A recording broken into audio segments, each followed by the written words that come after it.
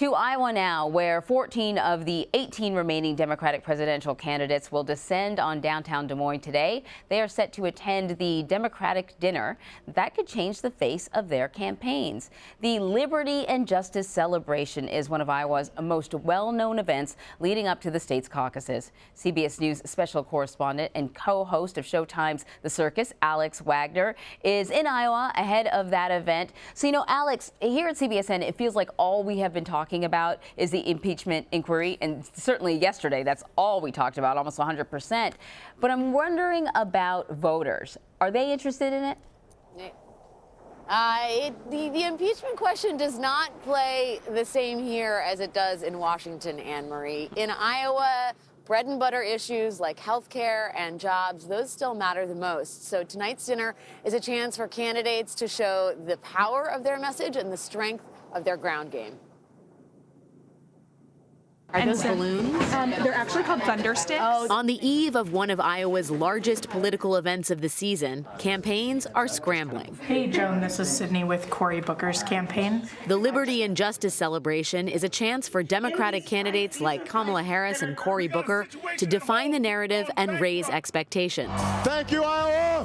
It's where then-Senator Barack Obama's presidential campaign was jolted to life in 2007, helping catapult him past Hillary Clinton and putting him on a path toward the nomination. If they don't do well here, and by doing well, if they aren't in the top 2 or 3, it's over for them. Matt Paul was Hillary Clinton's Iowa director for her 2016 presidential campaign. Does impeachment matter at all? Does it make any kind of impact among the voting electorate in Iowa? I don't think it's going to outweigh the importance of health care on the specific issues of co-pays, on premiums, on prescription drugs. That's what Iowans are dialed in on. Iowa polling expert Ann Seltzer says impeachment animates the national audience, but in her state, the issue plays differently. When Speaker Pelosi announced that she was starting the inquiry, I thought, I'm just going to keep my ear to the ground and see what happens here. And it was strangely silent. And really, I have not heard that many Iowans sort of start jumping up and down on either side. All right. So they've got the first caucuses in the country. They take that very, very seriously on the ground there in Iowa. And so I'm really curious about which candidates they are the most excited to see. Okay, well, what I can tell you from the ground, Anne-Marie, is that there is a huge amount of interest in Senator Warren. She is definitely the leader if you talk to folks on the ground in terms of where they think this caucus night is going to end up. And Mayor Pete Buttigieg has a very formidable operation here in the state. And a lot of people think he could finish second, which would be very bad news for the presumed national frontrunner, Vice President Joe Biden.